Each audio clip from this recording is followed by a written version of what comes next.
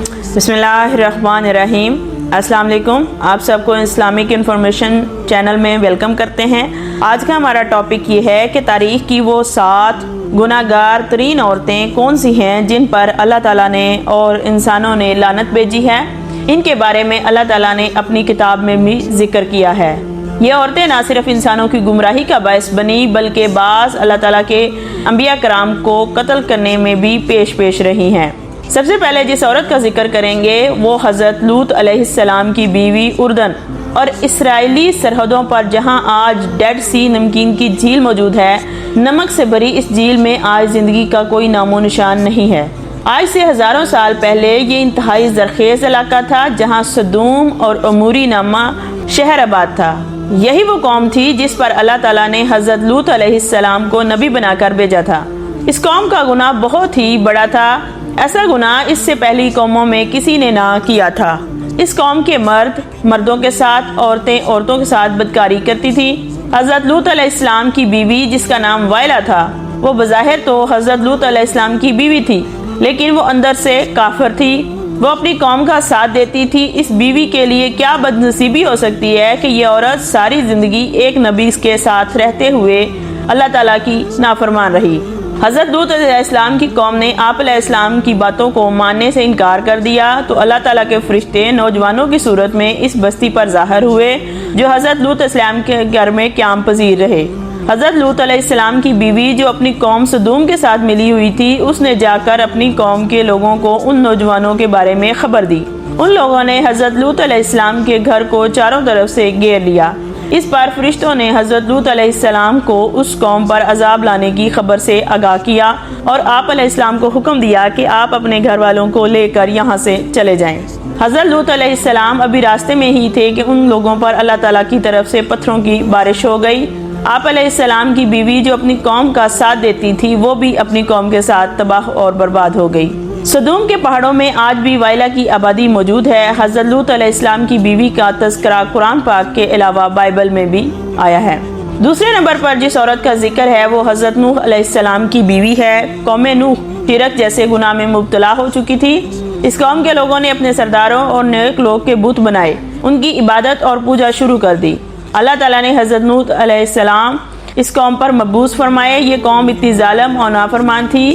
اس قوم کے لوگ آپ علیہ السلام کے گھر داخل ہو کر آپ علیہ السلام پر ظلم کرتے، آپ علیہ السلام کو بے یار و مددگار چھوڑ جاتے، حضرت نوح علیہ السلام کو مجلسوں سے نکال دیا جاتا۔ حضرت نوح علیہ السلام کی بیوی ان کافروں سے ملی ہوئی تھی۔ مفسرین حضرت نوح علیہ السلام کی بیوی کا نام وہلہ یا واغلہ بیان کرتے ہیں۔ یہ عورت کافر ہی نہیں بلکہ ان کا رہن سہن بھی کافروں جیسا تھا۔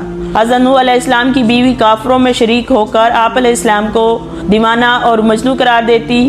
یہ عورت بتوں کی بہت بڑی تعریفیں کرنے والی اور پوجنے والی تھی، تو یہ عورت اپنی قوم میں جا کر اس آدمی کا نام بتاتی جس سے اس قوم کے لوگ اس بندے کو مارتے اور پیٹتے۔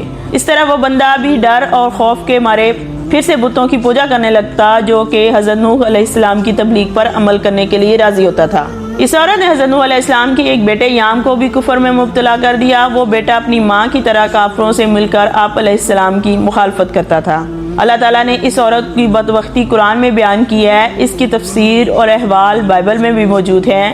جب اللہ تعالیٰ نے حضرت نوح علیہ السلام کی قوم پر سیلاب کا عذاب نازل کیا تو آپ علیہ السلام کی بیوی نافرمان بیٹا یام بھی اس قوم کے ساتھ برباد ہو گئے۔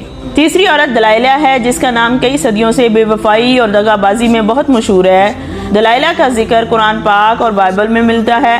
واقعہ کچھ یوں ہوا، حضرت موسیٰ علیہ السلام کی وفات کے بعد بنی اسرائیل کی قوم عمالقہ کی محکوم بن گئی، تو اللہ تعالیٰ نے اس قوم کے لیے ایک طاقتور انسان بھیجا جسے سمسن کہتے تھے۔ وہ اس قدر طاقتور تھا کہ اکیلا ہی کئی ہزار بندوں کا مقابلہ کرتا۔ اس بندے کی یہ صلاحیت اور بہادری دیکھتے ہوئے سمسن کو اپنے قاضی کے عہدے پر فائز کر دیا تھا۔ اس قوم کے طاقت کے لیے قوم نے ایک پروگرام بنایا۔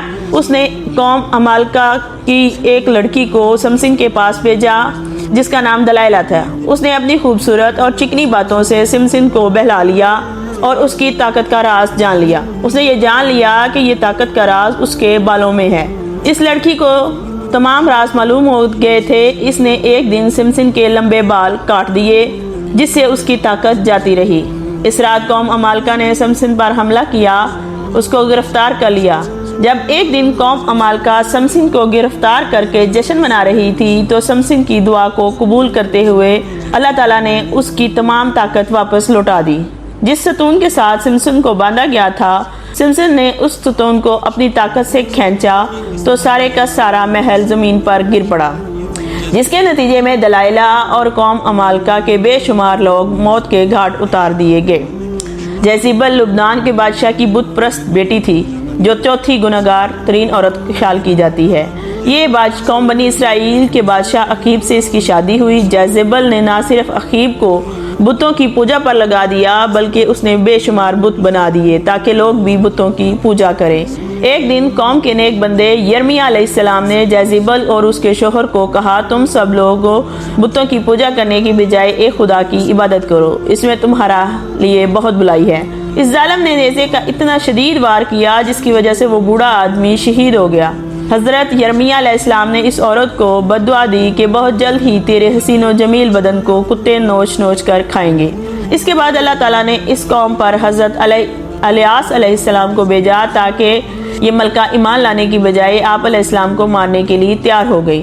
پھر ایک دن حضرت یرمیہ علیہ السلام کی بددعا رنگ لائی اور ملک اسرائیل پر سرحدوں کے قبائلی وحشیوں نے حملہ کر دیا۔ ان لوگوں نے ملکہ جیزبل کو زخمی حالت میں سڑک پر پھینک دیا تھا، یہاں تک بہت سے جنگلی کتے جیزبل کے ارد گرد جمع ہو گئے۔ کتے نے اس لاج کو نوش نوش کر کھا لیا۔ عطالیہ حضرت الیاس کے دور سے تعلق رکھنے والی ایک جیزبل بیٹی تھی جس کا نام عطالیہ تھا۔ یہ لڑکی بھی اپنی ماں کی طرح بہت حسین و جمیل تھی، یہ بھی کافر تھی۔ اس کی شادی یہودا کے بادشاہ یہورام سے ہوئی تھی۔ اس قوم میں بھی ہر جگہ بتوں کی عبادت ہوتی تھی۔ اس قوم پر بھی وحشی لوگوں نے حملہ کیا، جس کی وجہ سے وحشی لوگ یہورام بھی قتل کرنا چاہتے تھے، لیکن یہ بادشاہ غار میں چھپ گیا، جس کی وجہ سے اس غار میں اس بادشاہ کی موت واقع ہو گئی۔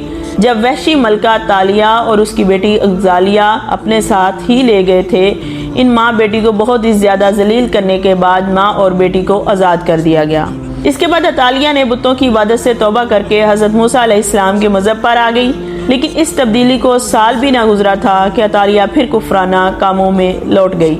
اس کی بیٹی کے قتل کے بعد ملکہ عطالیہ کو ہی سلطنت یہودا کا بادشاہ بنا دیا گیا، تاج پہنا دیا گیا۔ اس نے اپنی دولت کے نشے میں آ کر اپنے پوتوں کو قتل کروا دیا تھا، پھر اپنی رعایا پر بھی بہت ظلم و ستم کیا، تاہم اس کا جوتا اس سے جان بچانے میں کامیاب ہوا۔ یہودا کے لوگوں نے اس کو اپنا بادشاہ بنا لیا۔ یہ ملکہ عطالیہ اپنے محل کے باہر ہی اپنی قوم کے ساتھ ذلیل اور رسوا ہو کر مر گئی۔ عطالیہ کا ذکر بائبل کی تفسیر میں موجود ہے۔ چھٹی جس عورت کا ذکر کریں گے اس کا نام ہیروڈیاس۔ اگر تاریخی انسان سب سے گناہگار عورت کہا جائے اس کو تو غلط نہیں ہوگا، کیونکہ یہ عورت حضرت یحییٰ علیہ السلام کے قتل کی ذمہ دار تھی۔ یہ حضرت عیسیٰ علیہ السلام کی پیدائش سے 5 برس پہلے کی بات ہے کہ ہیروڈیاس ایک غریب اور بہت ہی حسین و جمیل عورت تھی۔ فلسطین کے خاندان کی بہو بن گئی۔ ابتدا میں اس کی شادی شہنشاہ کے دوسرے بیٹے ہرڈ سے ہوئی تھی اور اسی ہیروڈیاس کے گھر ایک لڑکی پیدا ہوئی۔ تاہم جب وراثت کی تقسیم کے بعد ہیروڈیاس نے دیکھا کہ سب سے زیادہ طاقت اور فلپ کے بھائی اینٹی باس کے حصے میں آئی ہے، تو اس نے بھی اپنے شوہر کو چھوڑ کر اینٹی باس ہی سے شادی کر لی۔ ان دنوں اللہ تعالیٰ کے نبی یحییٰ علیہ السلام، جنہیں اہل کتاب یوحنا کے نام سے جانا جاتا ہے، لوگوں کو درس و تدریس دینے لگے۔ ہیروڈیاس کو اپنی دینی باتیں پسند نہ تھی، جس کی وجہ سے اس نے حضرت یحییٰ علیہ السلام کو گرفتار کروا دیا۔ ہیروڈیاس نے کافی بار کوشش کی کہ وہ اپنے شوہر اینٹی باس سے آپ علیہ السلام کو قتل کے احکامات جاری کروائیں، تاہم اینٹی باس ایسا نہ کر سکا۔ ہیروڈیاس کی بیٹی سلومی اب جوان ہو چکی تھی۔ جب اس نے حضرت یحییٰ علیہ السلام کی معصومیت اور نور کو دیکھا تو آپ علیہ السلام پر فدا ہو گئی۔ اس نے آپ علیہ السلام کو گناہ کی دعوت دی، لیکن آپ علیہ السلام نے اس کی طرف آنکھ اٹھا کر بھی نہ دیکھا۔ اب یہ دونوں ماں اور بیٹی یحییٰ علیہ السلام کے خلاف ہو چکی تھی۔ ایک دن بادشاہ اینٹیوکس کے پاس بہت ہی بےہودہ ڈانس کر رہا۔ رقص کرتے ہوئے اس نے اپنے جسم کے تمام کپڑے اتار دیے۔ اس رقص میں بادشاہ نے بہت ہی دلچسپی لی۔ اس کو سلومی کا یہ رقص بہت ہی پسند آیا۔ اس نے سلومی سے کہا، تم کیا مانگنا چاہتی ہو؟ میں تم کو حاضر کر دیتا ہوں۔ اس عورت نے جواب دیا، میں چاہتی ہوں تم حضرت یحییٰ علیہ السلام کو قتل کر دو۔ بادشاہ جو کہ بھرے ہوئے محل میں سلومی سے عہد کر چکا تھا، اس نے یحییٰ علیہ السلام کو شہید کر دیا تھا۔ اس طرح سلومی اور اس کی ماں اس گناہ میں شامل ہو گئی۔ جمیل ابو لہب کی بیوی تھی۔ اور یہ 7ویں گناہ گار ترین خاتون تھی جس کا نام اردو بنت حرب تھا۔ اس کی آنکھیں بھیگا پن نمایاں تھا جس کی وجہ سے اس کو لوگ کانی کہتے تھے۔ قرآن پاک میں اللہ تعالیٰ نے ابو لہب اور اس کی بیوی کو انتہائی سخت الفاظ میں کہا ہے۔ اس کی وجہ ابو لہب اور اس کی بیوی کا نبی اکرم صلی اللہ علیہ وآلہ وسلم کے ساتھ مشرکانہ رویہ تھا۔ یہ دونوں میاں بیوی آپ علیہ السلام کی تکلیف اذیت پہنچانے کے کوئی بھی موقع ہاتھ سے نہیں جانے دیتے تھے۔ روایت کے مطابق جمیل نبی اکرم صلی اللہ علیہ وآلہ وسلم کی راہ میں کانٹے بچھایا کرتی تھی۔ جب سورۃ اللہب نازل ہوئی تو ابو لہب کی بیوی غصے سے بے قابو ہو گئی اور بہت ہی بڑا پتھر اٹھا کر مکہ میں آپ صلی اللہ علیہ وآلہ وسلم کی تلاش میں نکل پڑی۔ یہ کعبہ میں ابو بکر رضی اللہ تعالیٰ عنہ کے سامنے اسی حالت میں آئی، اس کے منہ سے جھاگ نکل رہی تھی۔ یہ نبی اکرم صلی اللہ علیہ وآلہ وسلم کے خلاف انتہائی نازیبا الفاظ بول رہی تھی، حالانکہ آپ صلی اللہ علیہ وآلہ وسلم اس وقت حضرت ابو بکر کے پاس ہی موجود تھے۔